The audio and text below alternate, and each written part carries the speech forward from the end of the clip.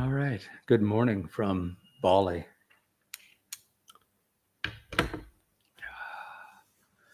I hope you're well. Thank you for joining, for taking this time in your life to intentionally stop and drop into the presence of the moment.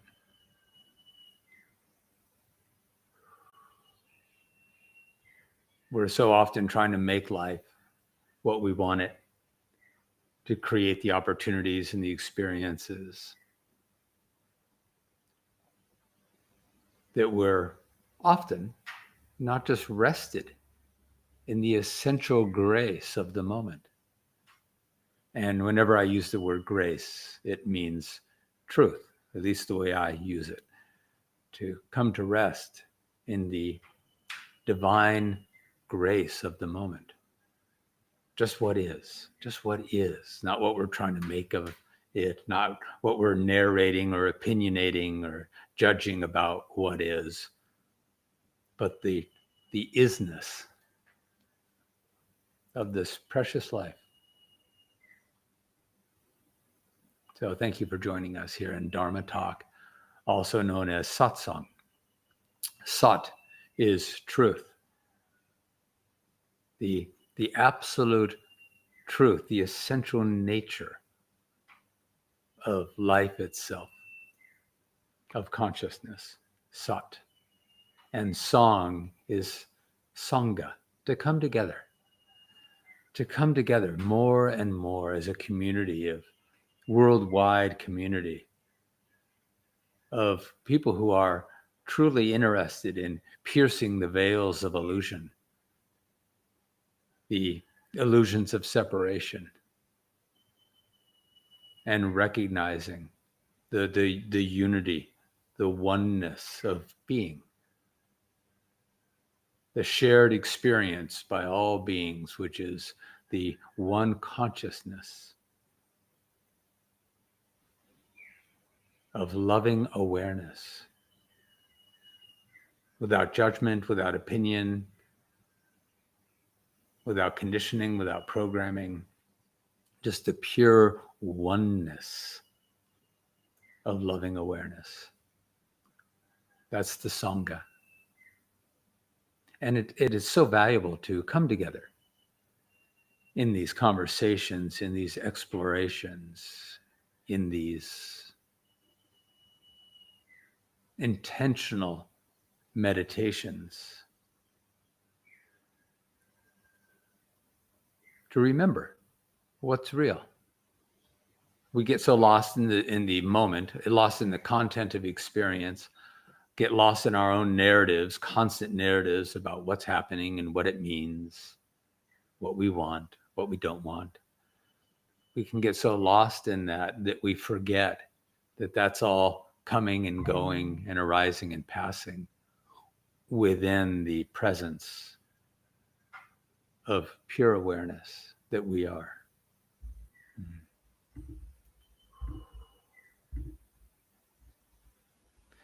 If you are joining in the Oasis community, you have the opportunity later in the satsang to click the button that says join in the conversation, and I'll bring you on screen with me, and we can have a dialogue to explore your journey of awakening as who you truly are.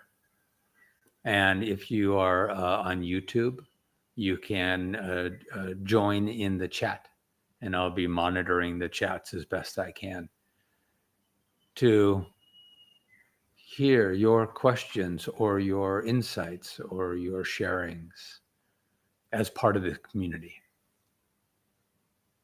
So blessings, my friends. Welcome, welcome, welcome.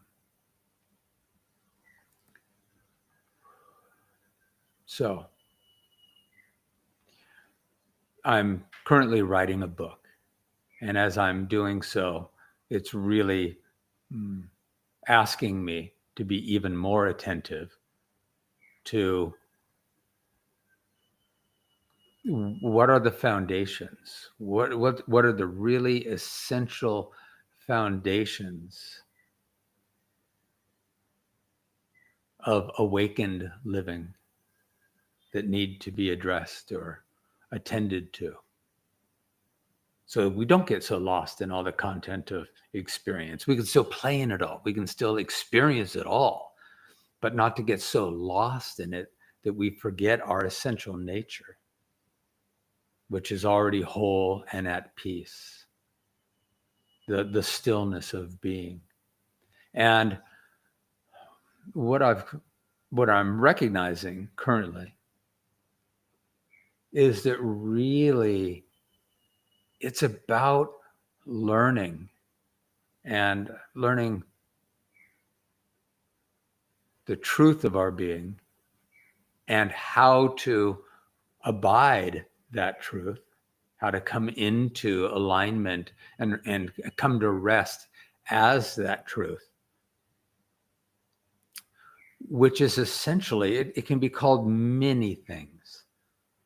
But what resonates with me and what the book is really honing in on right now is inner peace, genuine inner peace. And I invite you just to hold that for a moment and imagine.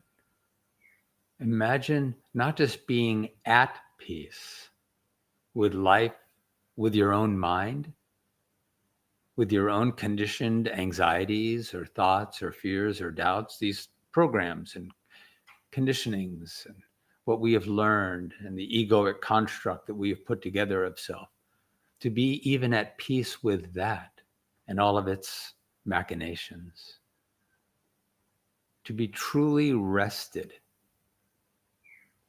not just at peace, but as peace. The I am the stillness in the background of all experience, unwavering.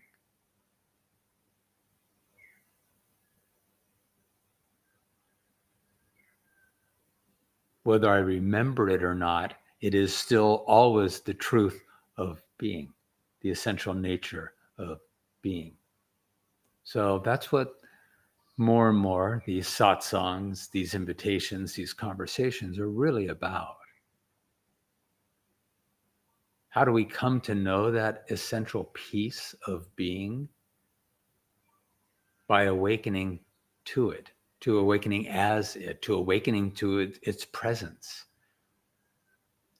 and which is itself awakening to its own presence, awakening beyond the dream of self that we have, the egoic self that tends to veil that knowing. When that veiling is lifted, who we truly are can know itself.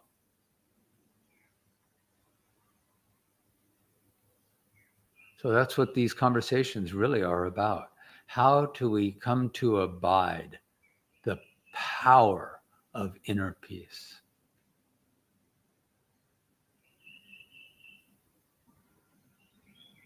And imagine that. Imagine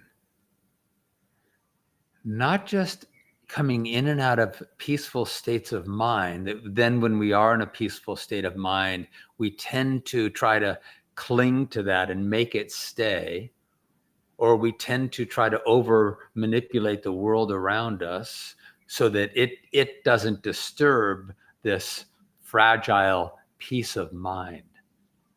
Because peace of mind is always going to be fragile because it exists in the mind, and the mind is an unstable place. So imagine not just achieving peaceful states of mind more and more or more often, but imagine something awakening, a peace of being, a stillness of being, an unwavering grace of being, illuminating, awakening, blossoming, until it's always present, but until it is knowingly present in the background of all experience, so that no matter what you encounter with life, you experience, you feel genuine, what I call an equanimity of grace, a genuine peace that can notice if your egoic thoughts, beliefs, narrative is currently active in a anxiety, let's say. What's beautiful is both can be present, because both are present. The anxiety, even when it arises, is not the only thing there is. It's not the only thing there is. It is arising temporarily, whether it be a 10 seconds or 10 weeks. It's arising temporarily into the presence of unwavering peace and stillness of consciousness that we are. The unwavering truth of who we are, the essential nature of who we are. That anxiety, let's say, arises into that embrace, into that allowing, into that unwavering love. Now imagine with your studies and your devotions and your practices coming to this place of unwavering love and having it open and blossom so that it is always present. That's what's possible on this journey, on this path of self-realization, of recognizing and abiding who we really are. Isn't that beautiful?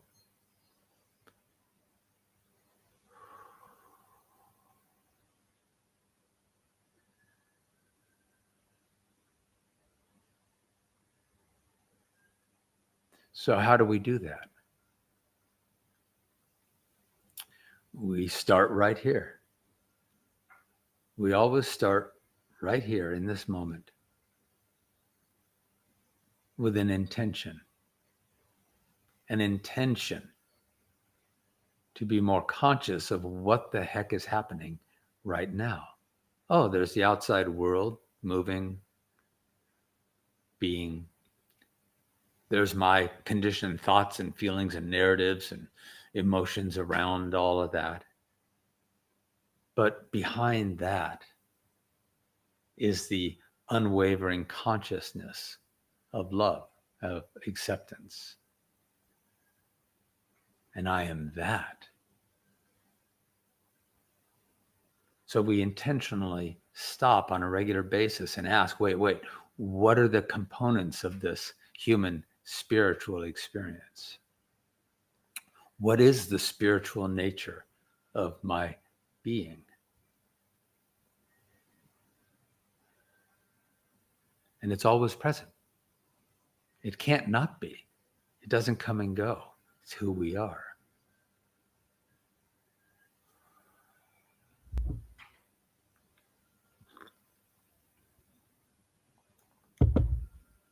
So let's take a moment.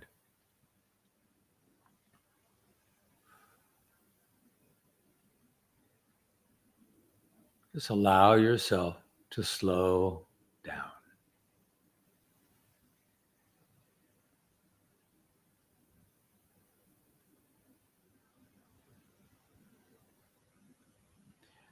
Bringing our awareness to the breath is a wonderful tool for slowing down.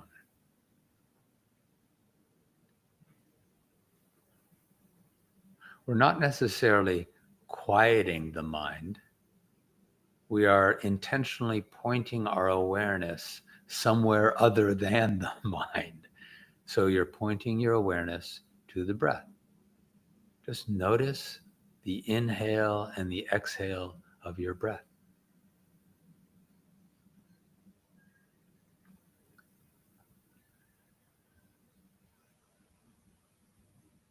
Bring your awareness to the pace of your breath, the cadence of your breath.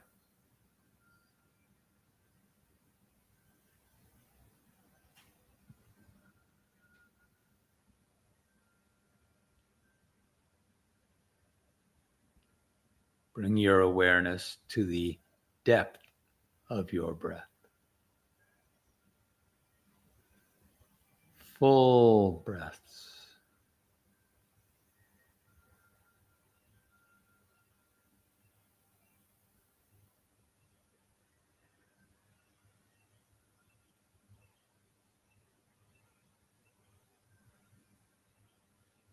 Bring your awareness to your heart center.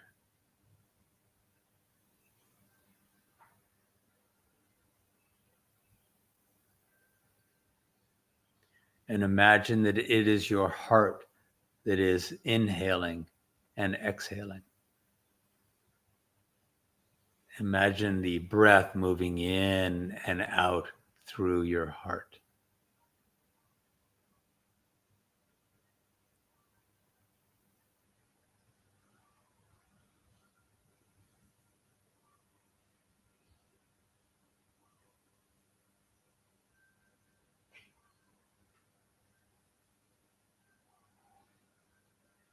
And if you feel or encounter or experience any hint of peace, of calm, of stillness, when you drop below the mind,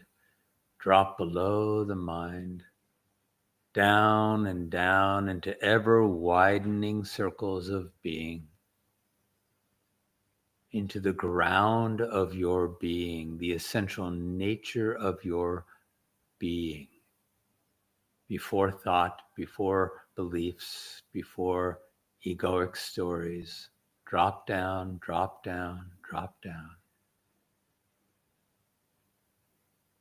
Be present to the breath, be present to the heart.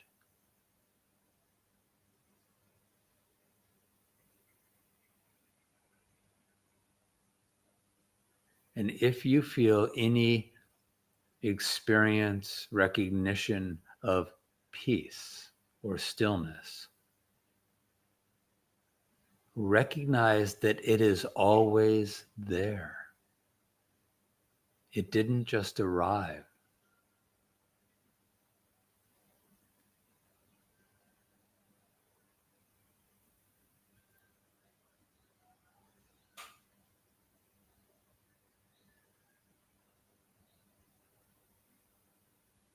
It is the essential nature of your being. It's always there. It's always present, and it's always at peace.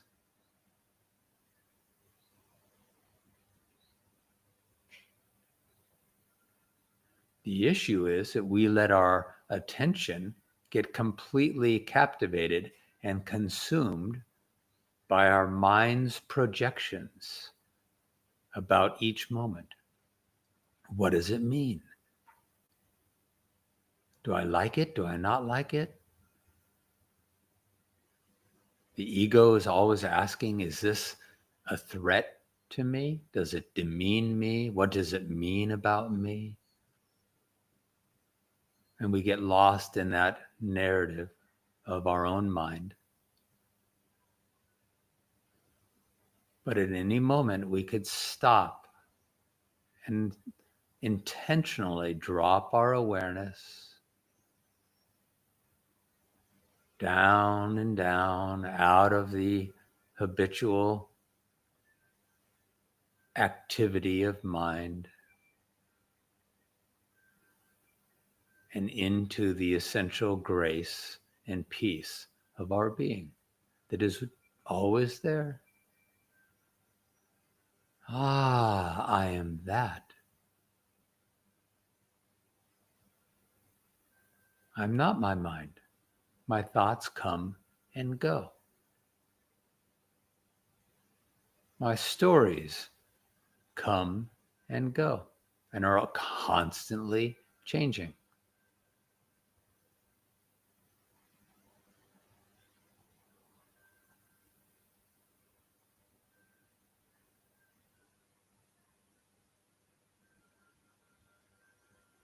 come to recognize, come to rest in the unwavering and unchanging peace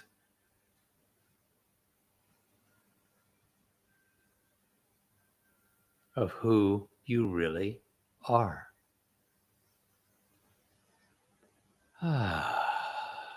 There I am. There I am.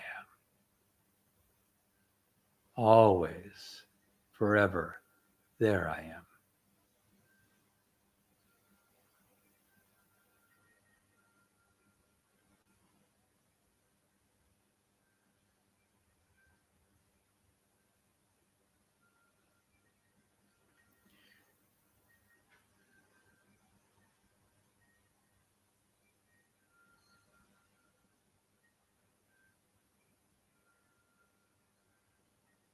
You can perhaps imagine the mind as being the surface of a calm and still pond.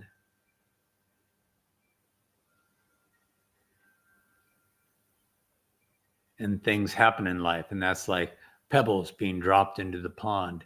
And at the surface, ripples occur. The mind thinks about the moment.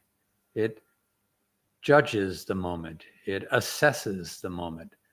This is the ego assessing each moment relative to its feelings about self, to its stories about self. A moment happens and the mind activates, the ego activates with its assessments and opinions and judgments and conditioning and programming and beliefs. Those are the ripples on the surface of the pond.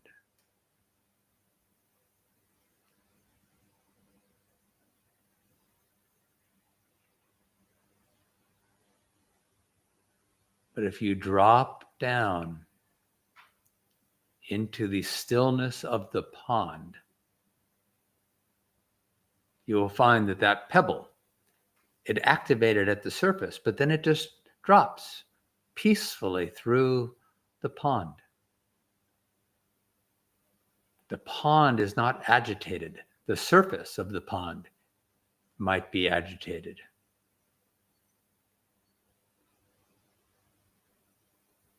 Opinions, beliefs, thoughts,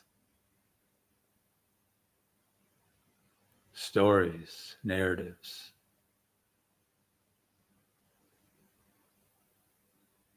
Beneath that, there is peace.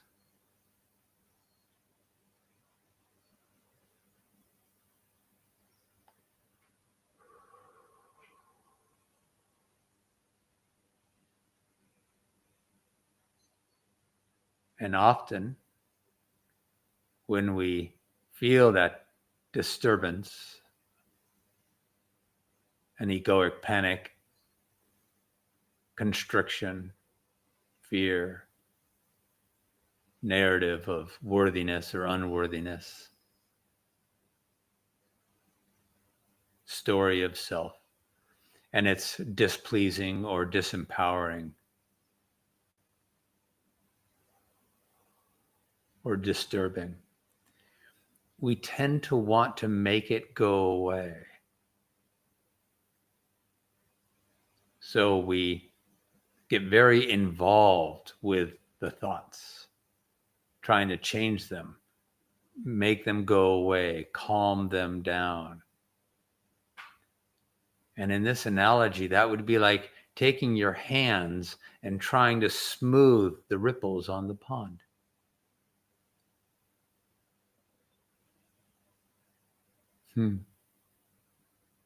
And wondering why won't the ripples calm down?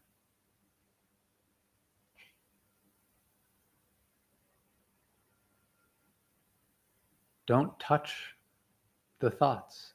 Don't touch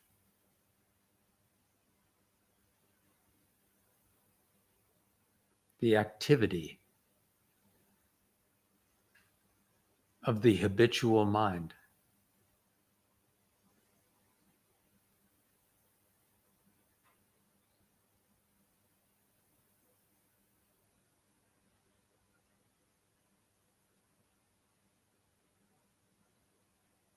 in your practice, in your meditations, what happens when you don't touch the future?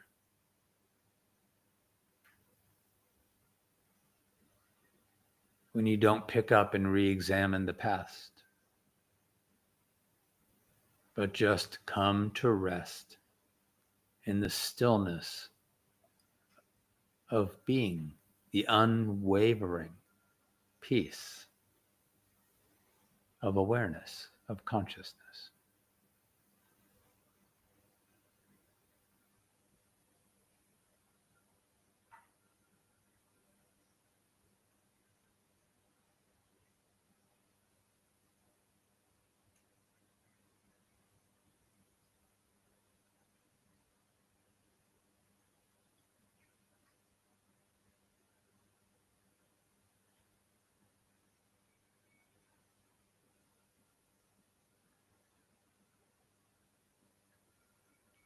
We remember this truth of being, this peace and stillness, so that it can be more known. Every remembering is an illumination. It becomes more blossomed, more known, more trusted, more accepted.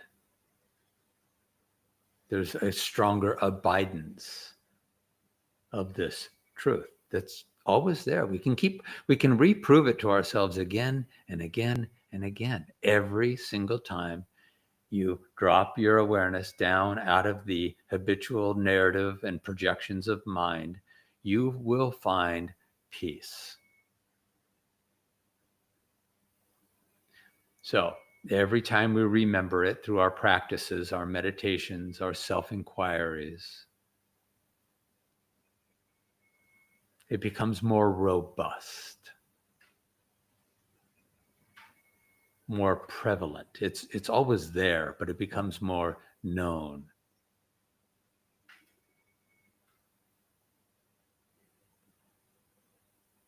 And as it does, as this peace, this stillness, it's like a superpower.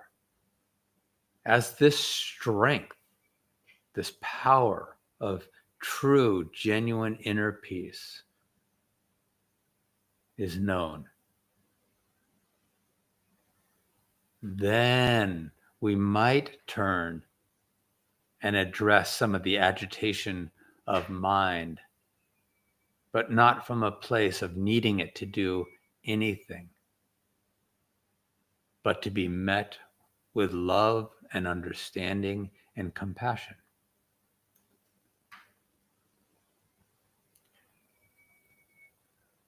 We don't want to make it wrong and shame our own egoic wounding and programming and make it the villain and go into battle with it.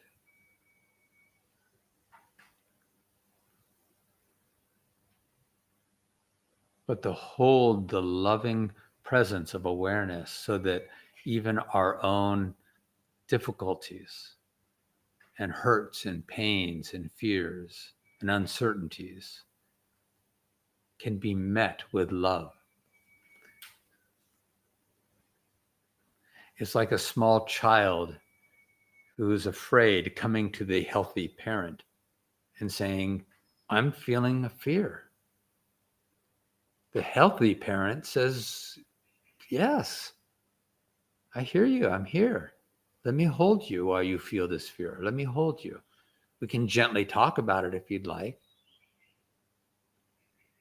But the healthy parent doesn't say, stop it. That's stupid. Being fearful is wrong. It's being weak. No, the healthy parent says, yes, you're feeling fear. There's no problem with that. It doesn't make you any less than. It's a part of the human experience.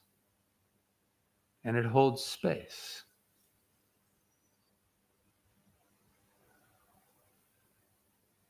What we tend to do is when that fearful child arises in our psyche, we say, oh, God, not you again. Oh, no. Oh, you're such a pain. Your fear is unwanted. It's unwelcome. Go away. Go away, go away, go away. We want to come to rest as unwavering love, so that anything can appear in the awareness of that love, and it is loved.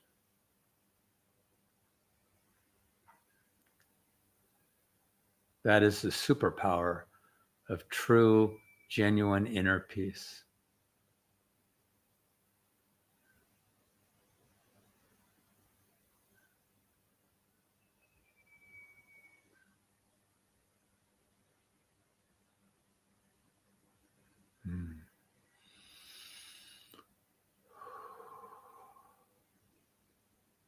So I hope there's a resonance here for you.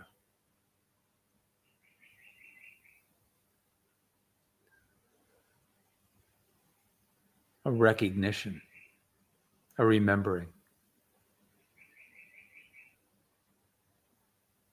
of your own truth, your own divine grace.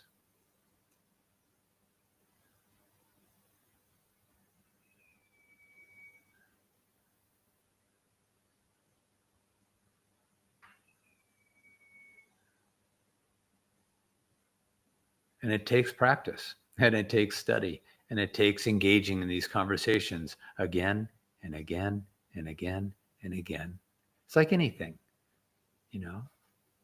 somebody who plays, unless they're a prodigy, somebody that plays beautiful piano, a complicated Mozart concerto, they had to study. They had to practice. And at first it was difficult and a strain and a remembering where to put the fingers on the keys. But with practice and devotion and study, one day they're just playing beautifully. The music is flowing effortlessly through their fingers. Why would we not want to study and master the truth of our own being so that it just flows effortlessly and continuously in our awareness, in our consciousness? Good morning, Ali. You're here on YouTube. Okay, got it, I think. Yeah. Remember, Ali, you can always, if you join through the Oasis, through the link, you can join in with video conversation, with live conversation if you'd like. Good to have you here. Good to see you. I think that's Ali. Hold on. Yes, it is.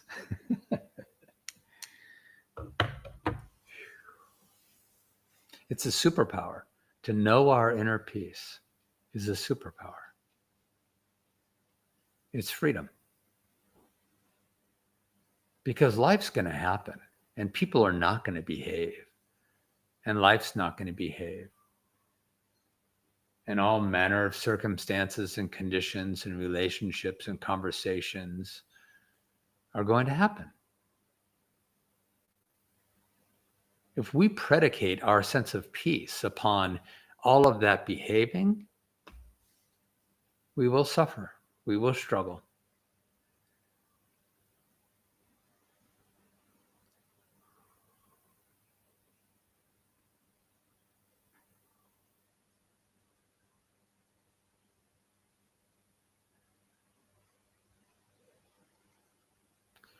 Something came up in our last satsang 2 weeks ago that I wanted to address or speak to. A very valid and common question was raised.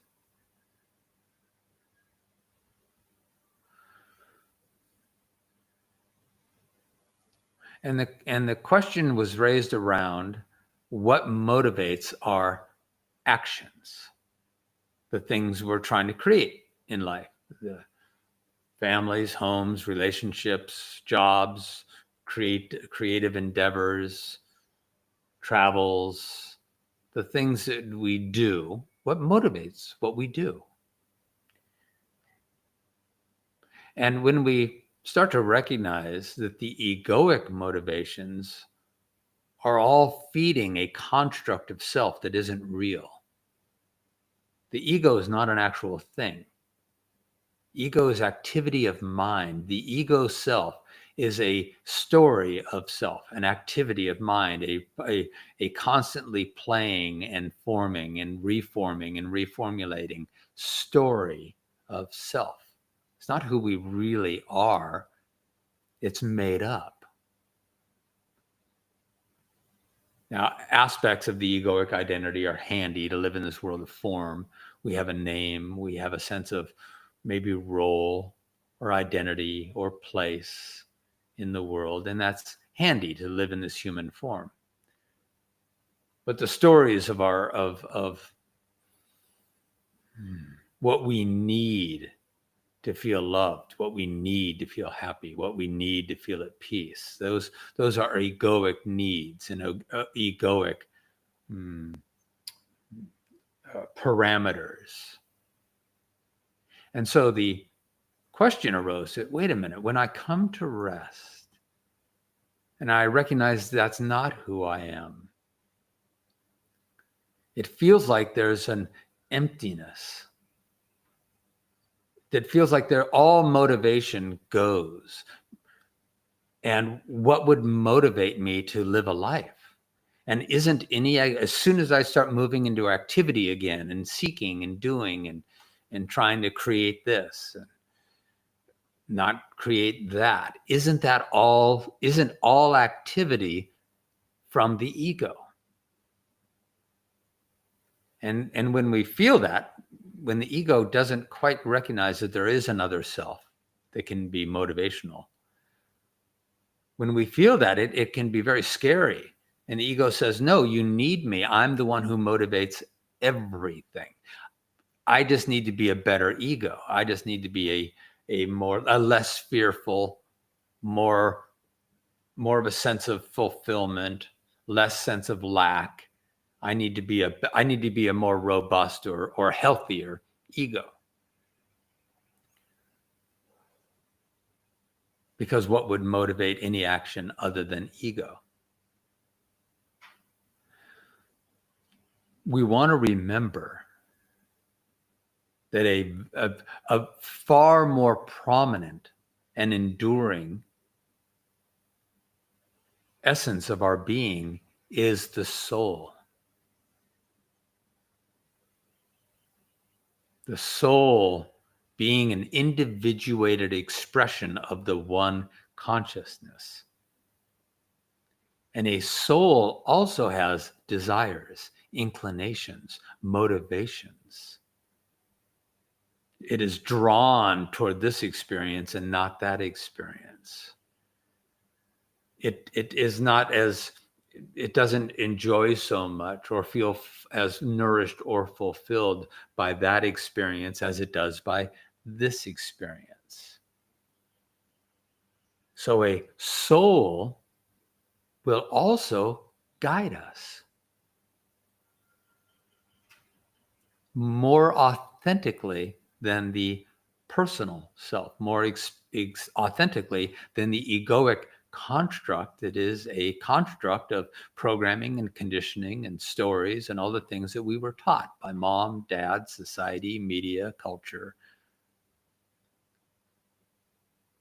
When that relaxes, initially we feel like, oh my God, I wouldn't do anything. I'd sit here as like a blob on the couch. I wouldn't get anything done. All my motivation would go.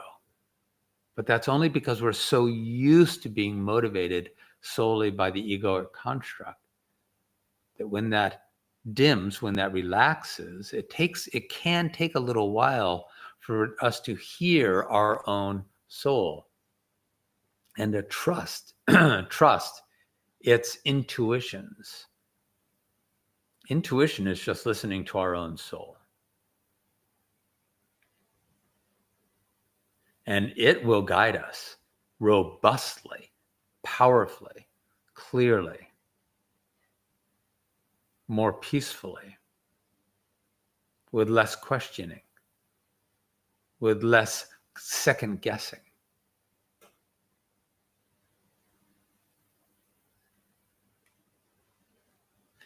But there's an in-between. And navigating that in-between takes some faith. And you need to know that it even exists so that you can endure it and be with it and not panic.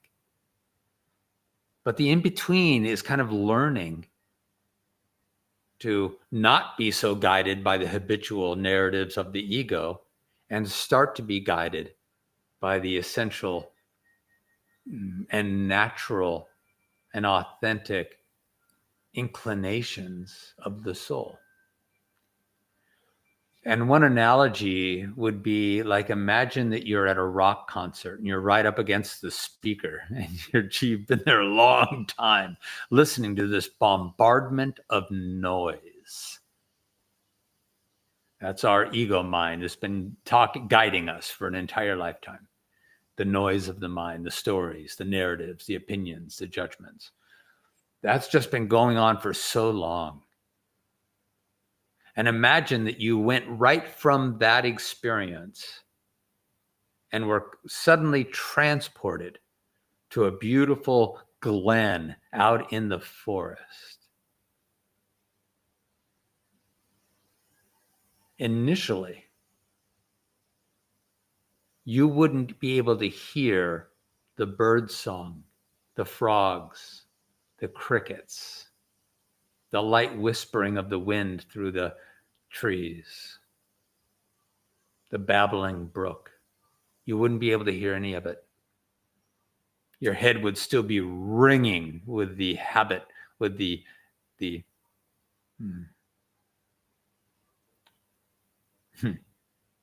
damage of the noise. You wouldn't be able to hear the subtle beauties of the forest.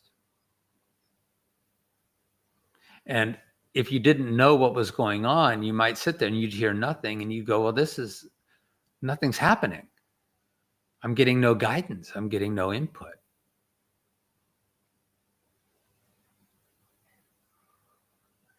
But if you have faith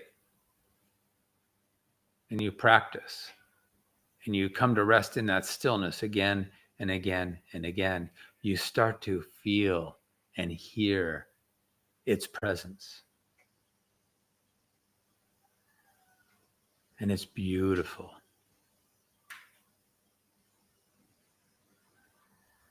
It's listening to your own authentic nature. And the stillness of consciousness that holds that nature.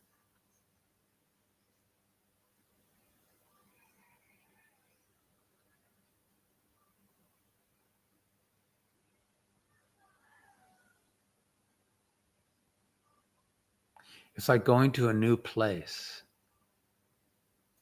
And at first, you got to let it sink in. We maybe all have had the experience of being a bit overworked and then maybe going on vacation. And suddenly you're on the beaches of Hawaii. And it's beautiful. And often it takes 2 or 3 days to really arrive. To really go, oh God, it took me a while to really let go of the habitual energy and attention and storytelling of life back home. And I've been sitting in this peaceful place for 3 days, but it really took some time to truly arrive. That's like meditation.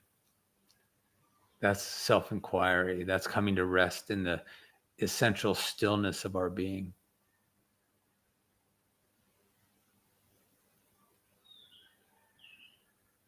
And letting it inform us. So then we can go back from Hawaii, back to our lives, and carry with us the beauty in our own hearts that was awakened, that was enlivened by the Hawaii experience. If we come back and we regularly remember the feeling of being on that beach and the smell of the salt air and the gentle caress of the waves upon the shore, and the way the light filters through the palms, we can then be back in our lives in New York, right? Living our lives, and just stop and feel into what you've carried back from Hawaii. The more that we meditate into our truth, to know our truth, the more we can hear our own soul, follow its guidance with faith, with trust, with a deeper, clear knowing.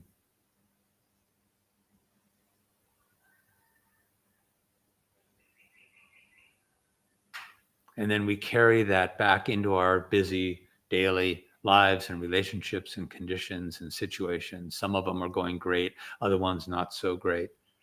But we can carry into any situation that truth of being, that peace that we are.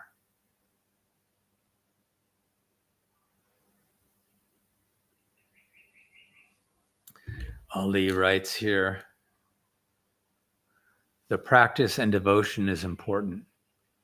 Must have motivation and remember to do the practice. Most times still forget about the practice and being lost in thought emotion. Need to build new habits. Yeah, it takes a while to wake up. Especially when the ego is saying, what are you doing? What's this new, quote, truth you are abiding? From the ego's perspective, it says this has no value. I'm in charge. I'm the one who needs to be fed. If you listen to this other self, how am I going to get all my goodies? You're going to stop feeding my addictions, my fears, my doubts, my sense of lack. Will no longer be so attended to. Sometimes we can calm that egoic fear by saying, no, I'll attend to you. It's just, I'm going to attend to you from true strength. These practices are so that I can attend to you, fearful ego, fearful self, doubtful self, pained, wounded, struggling self. Let me find some truth. Let's find some real truth, some real ground of grace and love and peace, so that this wounding, these feelings of lack, these feelings of fear can be attended to. But they can be attended to with love. They can actually be healed.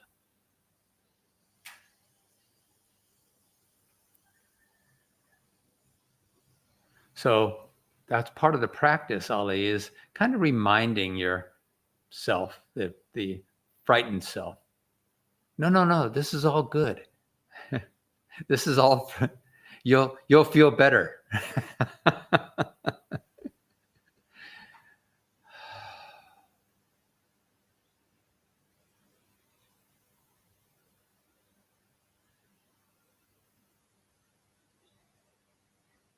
And after a little bit, Ollie, and I think you're getting there about now, and you've been in this work now for 5 months, 6 months, something like that.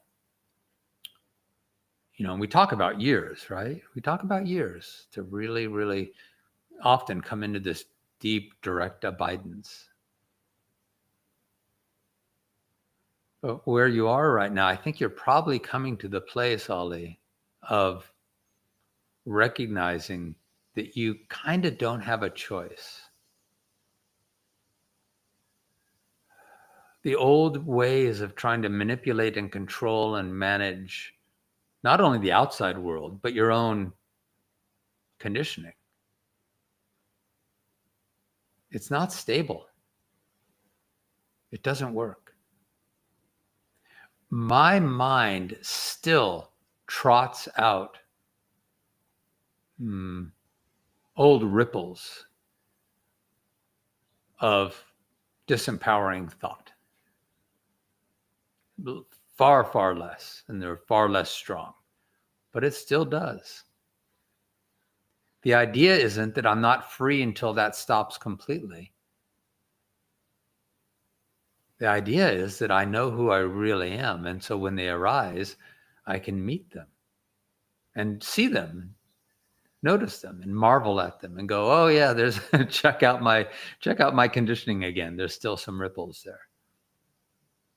Or it's like one analogy I use is like yelling out into the Grand Canyon and getting echoes back. Well, when you've been yelling, disparaging thoughts or, conditioned thoughts, feelings, emotions, when you've been screaming those out into the void for so long, even when you stop, you're still going to hear them echoing back at you, and the echoes will fade over time. So you kind of start to realize, look, it's going to take what it takes. You don't quit climbing the mountain because you're not at the top and because it's gotten difficult. You don't stop practicing the piano concerto because you're not playing it masterfully yet.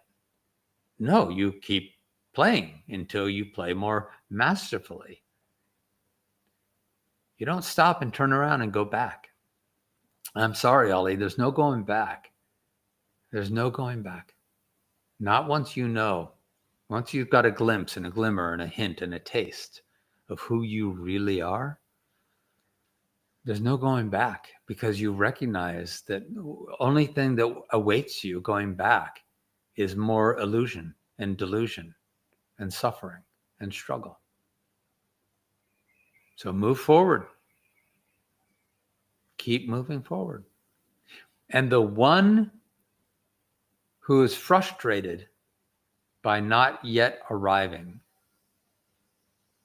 is still being identified as the unfulfilled one. Recognize that the ego will never awaken.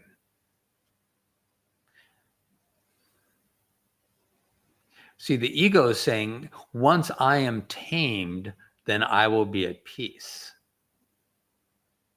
The ego will never be at peace. Not fully. It may be more peaceful, but it's always going to be making stuff up and having thoughts. And, we don't choose our thoughts. Often they just bubble up. There they are. So it's not that the ego will find peace. It's that the ego will let go of its dominance so that true peace, the true self, may know itself.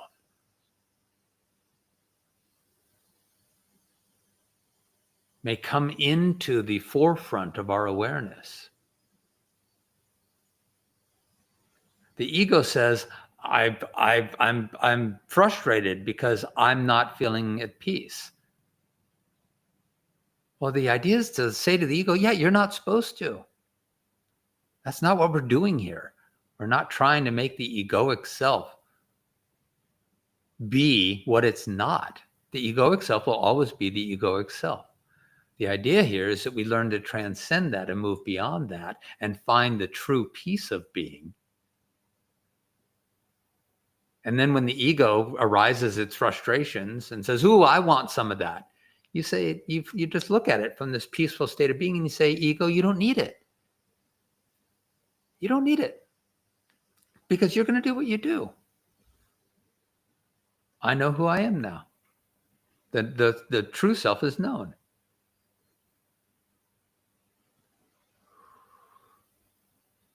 And the ego will start to feel more safe and secure, and it'll be less dominant, and its sense of lack and need and greed and fear will just be less and less and less dominant, especially as we do our personal development work from a place of true peace. So we don't want to spiritually bypass. We do want to address our pains and our wounding, But let's first come to rest in some truth, in some real love and peace, so we can bring that to the anxiety and difficulties and struggles of the ego. So I hope that helps.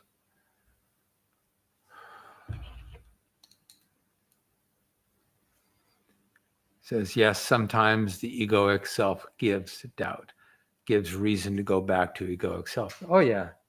Yeah, sometimes. Heck, all the time.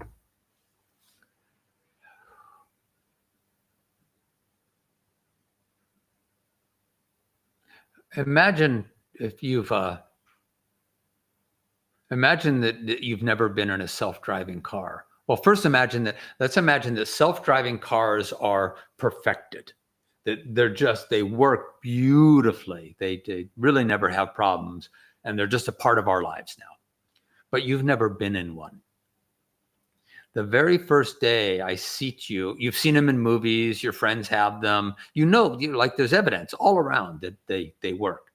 So the self-driving car here is indicative or representative of the true self, the self that can truly navigate life beautifully, right? The soul self. But we're so used to manually driving the car. That's the ego. And I put the ego self into a self-driving car. And you've never been in one. You don't trust it yet. And I say, all right, now off you go. This car is going to take you on a 3-hour journey up into the mountains, and you'll be fine. The odds that you would just say, oh, okay, cool. I've seen them in movies and I've read about them and I understand that they exist and they work well. So I can just get in the back seat and take a nap and wake up when we get there. Yeah, you can. The odds of you doing that are pretty remote. You'd want proof. You'd want to sit there in the car with your hands at the ready in case. That's the doubt. That's the doubt. Yeah, but does it really work? Yeah, but is that really who I am? Yeah, but really? I don't believe I'm pure consciousness, already wholly fulfilled. That's never been my experience. So the ego self wants to drive. But after a while, if you just let the car drive, let the true essence of your being reveal itself and show itself to always be at peace and to always be far more powerful and strong and capable than the fearful ego. Let it show itself. Let it show itself. Let it show itself. Let the car drive. And after a while, this ego self is going to go, wow, this thing drives beautifully. It actually drives even better than I would have. Because I'd be slamming on the brakes and, oh, wait, what about? And, oh, be careful. And, and this car's just driving beautifully. It sees everything up ahead. It calculates everything. It just drives. And after a while, you would get used to it. And you'd be able to let the car drive. And you could relax and read a book or sip your tea or take a nap or do whatever you want to do and let the car drive.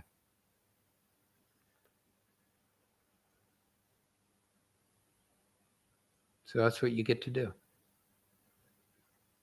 The ego will say, yeah, but, really? I'll be okay?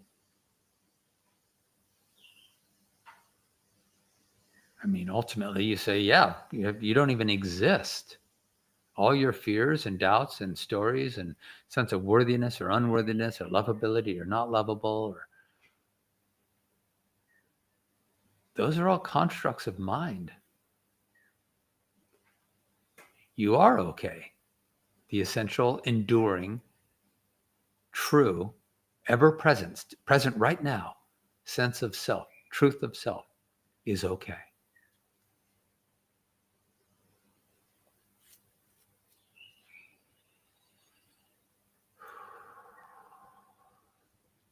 Yeah.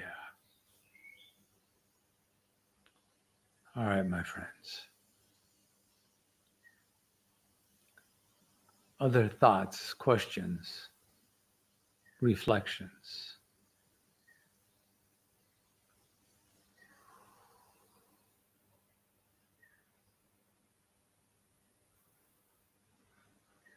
Who are you? Really?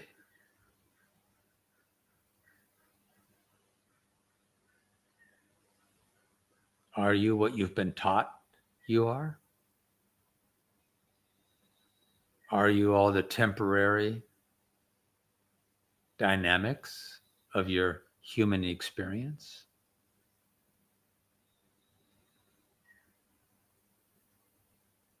That will end someday?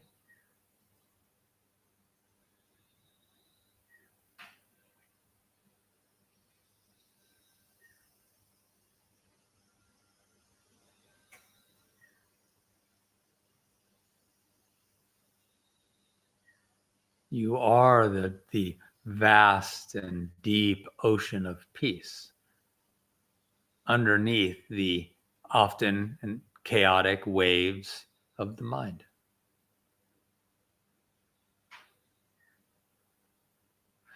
The mind's not always chaotic. Sometimes the mind is very much at peace, calm, serene, undisturbed. Absolutely. But it doesn't tend to stay that way.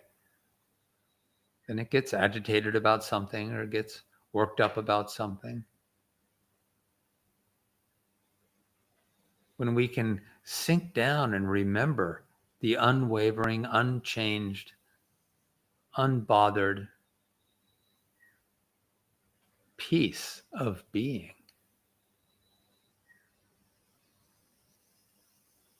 then we can be rested as that peace and notice the fear. Oh, wow, look at my mind. Oh, check out the fear narrative. And ask, who's afraid? What if this turns out that way? What if this turns out that way? Then this would happen, then that would happen, and then I would be destroyed. Well, that isn't the consciousness of I saying I would be destroyed, is it? Because that I cannot be destroyed.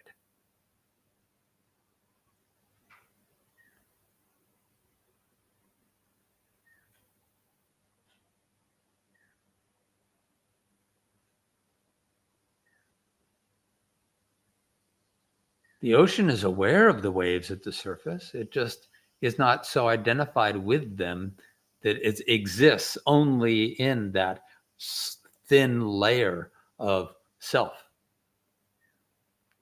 We want to be conscious of the wholeness of our being and not just that thin layer of projected ideas, thoughts, beliefs, images, narratives, opinions, judgments. We want to be aware of the wholeness of our being and not just the movie, not just the projected storylines.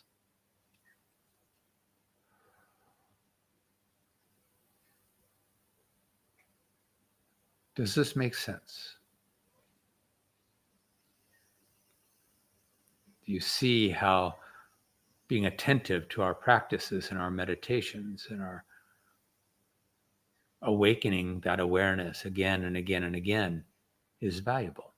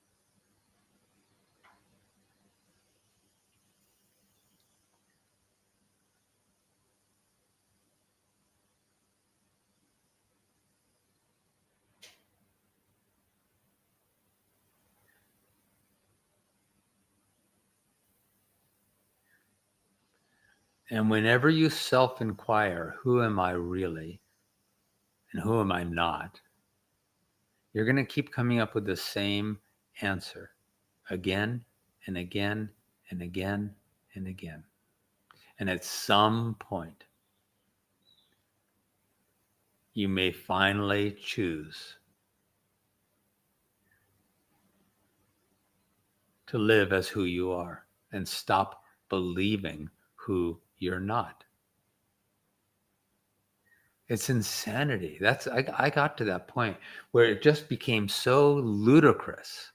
Why in the world would I continue to allow myself to be bothered by what I know is conditioned and programmed activity of mind and emotion, triggered emotion? Why would I let that rule my life when I know that that is all conditioned, programmed, learned thoughts, feelings, behaviors, opinions, assessments of an egoic construct that isn't me? It's ridiculous. It's absolute insanity to suffer something that is not even real and to deny this reality of being that I find every single time I stop and drop my awareness into the essential nature of being, the unwavering peace that is always there.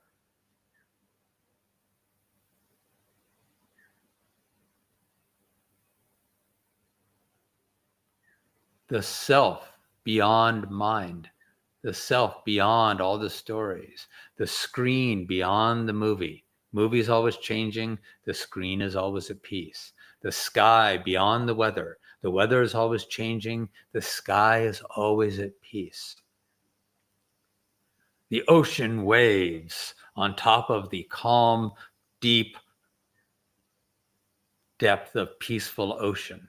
The waves are always coming, going, changing, but the ocean is always the same. To recognize that we are suffering our own beliefs, our own thoughts. The intention is not to have the thoughts just stop someday. They will diminish greatly. But the intention is not to make the thoughts stop initially, but to recognize that believing your own thoughts is insanity. They're thoughts. They're thoughts that are bubbling up out of a database of algorithms, of past experiences and beliefs and ideas and conditioning and programming and things we were taught. They're thoughts that bubble up out of a database that was badly programmed. You program a computer badly, then every time you look to it for answers, it's going to give you bad answers.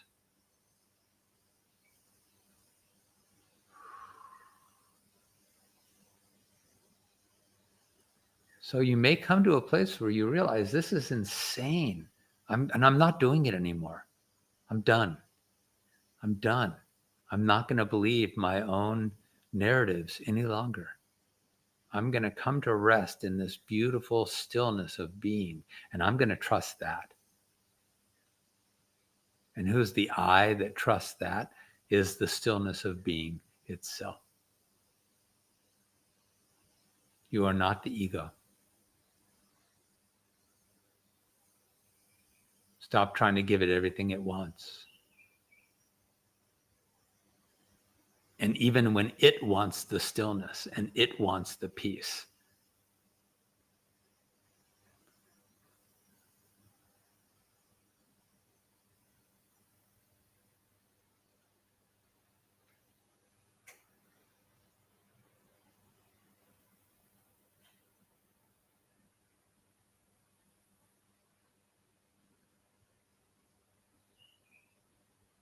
marvel at your own mind, watch it, witness it, laugh at it, love it, feel compassion for it,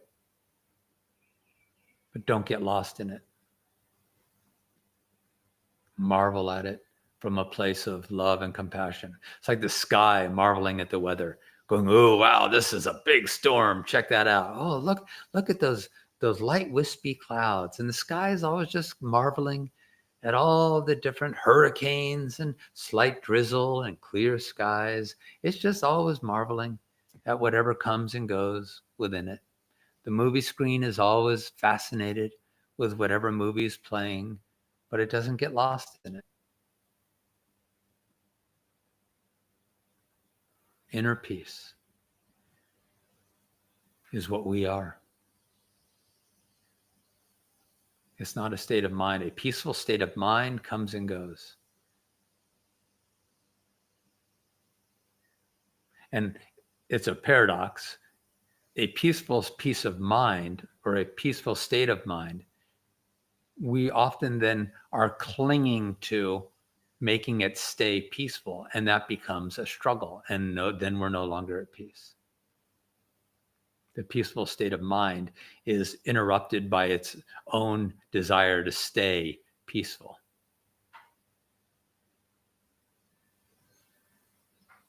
Genuine peace, the peace of conscious awareness that we are,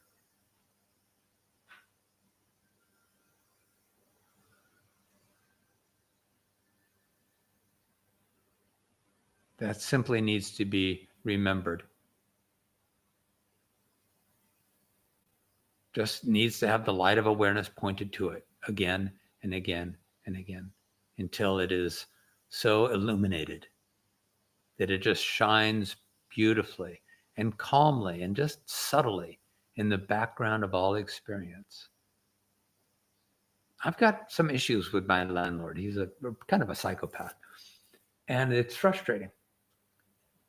But I don't suffer the frustration. I'm at peace with it. It'll go this way, it'll go that way. Either way, I'm okay. I, the true I, I'm okay. In this human form, I'm going to do what I can to try to get the money that he owes me, or to try to get this situation fixed, or whatever. I'm going to do whatever I can to make my life as easeful as I can. But I'm not going to suffer if it goes this way rather than that way, because I am peace. Does that make sense?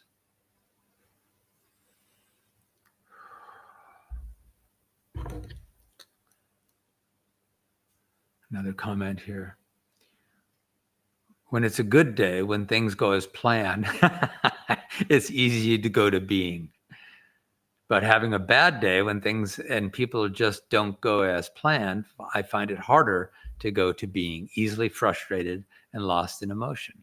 All right, so you know enough now, Ali. Yeah, that is the experience we often have. How do you get out of it? What's happening? It's valuable to ask, what is happening? Who's upset? Who's the one that got lost? Who are you really? This is why we ask this question again and again and again. But who are you really? Are you the frustrated one? Who's frustrated? Who's lost? Lost in what? Oh, lost in my own narratives, lost in my own ideas and thoughts and beliefs and needs and conditioning and stories of what it takes to be okay.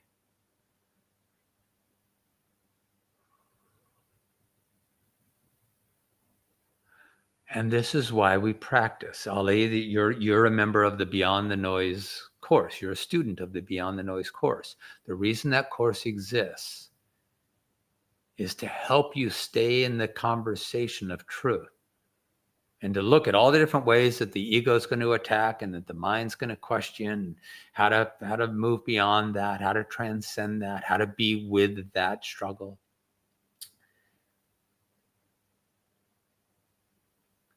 And you're in the course so that you deepen your practice and you get more devotional in your practice,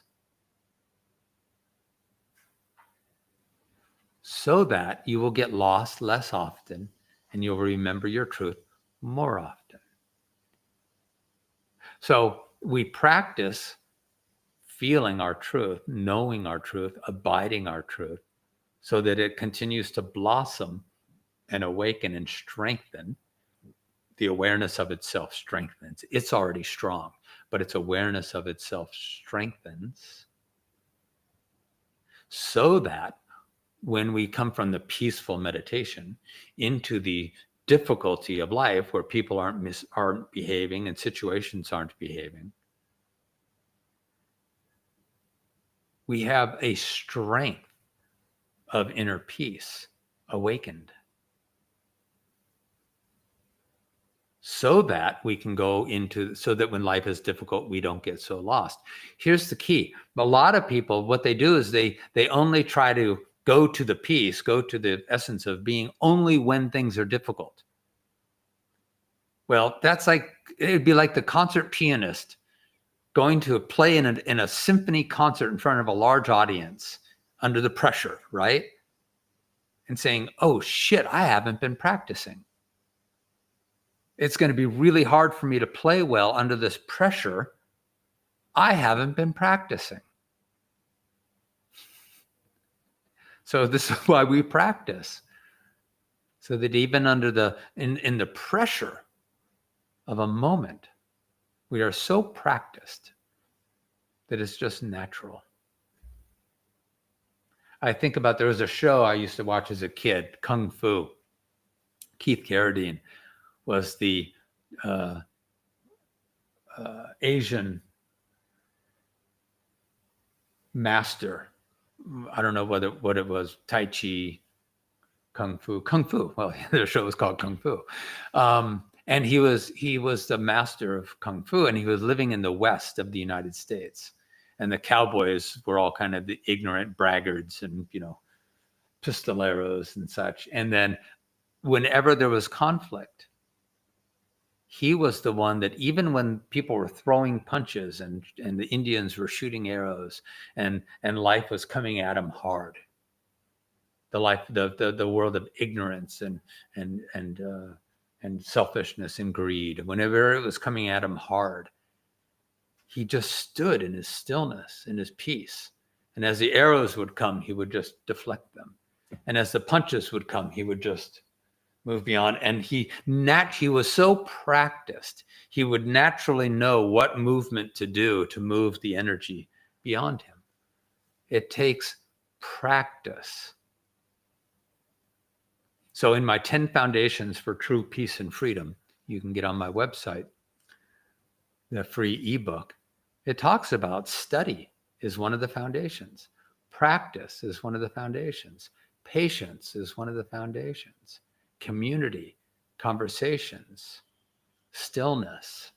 These are all foundations that we build, that we strengthen, so that we can live a life that is inherently chaotic and remain at peace, because that is who we already are.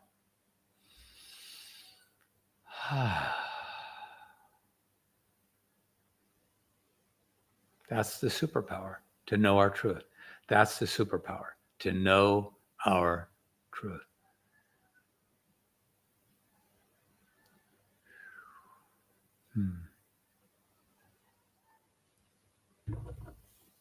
Yeah. So good day, bad day, difficult day. Those are all temporary experiences arising within the presence of peace. Peace, true, genuine peace, the consciousness of being that we are, pulled back from the mind, pulled back from all the activity of mind. It's just noticing it all, witnessing it all. The sky doesn't get lost in the weather. The movie screen doesn't get lost in the content of the movie. Know who you are, and that self does not get lost in the content of experience. It's when you forget that true self, when you don't trust its presence,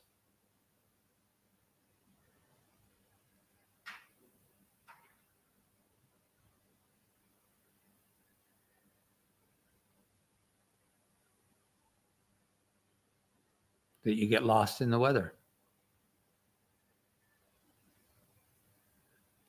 So practice, practice, practice. Self-inquiry, the meditations that are a part of the Course, the studies that are a part of the Course, showing up as you do so beautifully, Ali, in these moments, in these conversations, in the monthly group coaching call that is a part of the Oasis community. Stay in the conversations. The ego will say, no, it's taking too long and it's too difficult. I'll be better. I'll get better. I'll get better. I'll get better. I promise. No, the ego is a construct of the mind. The mind is an unstable place. The ego will always be the ego.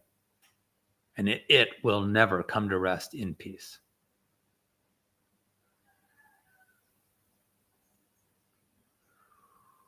That is not its nature.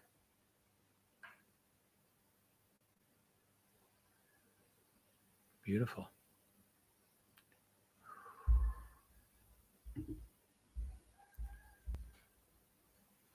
All right. Any other final shares, thoughts?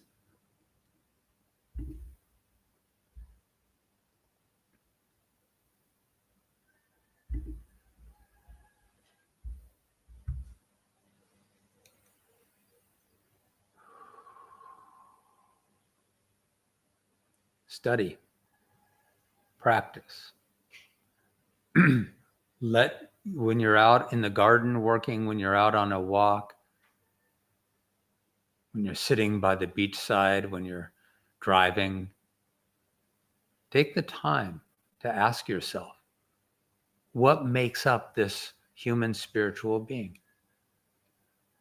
Who am I really? Am I my thoughts? Thoughts come and go. What is aware of my thoughts? What is the unwavering presence of being within which all experience arises and passes and comes and goes? I am the stillness in the background of all experience.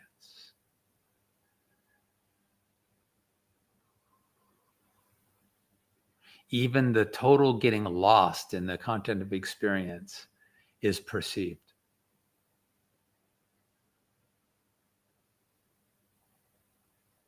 By the peaceful awareness of being.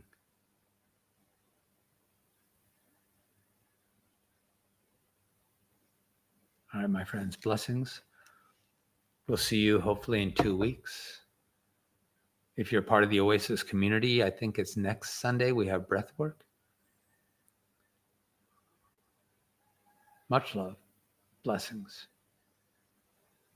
And I would say may peace be with you, but it's always with you. May you come to rest in the peace of being until you come to recognize yourself as the peace of being. And from there, everything can be experienced as the unwavering equanimity of peace. All right, much love. Blessings all.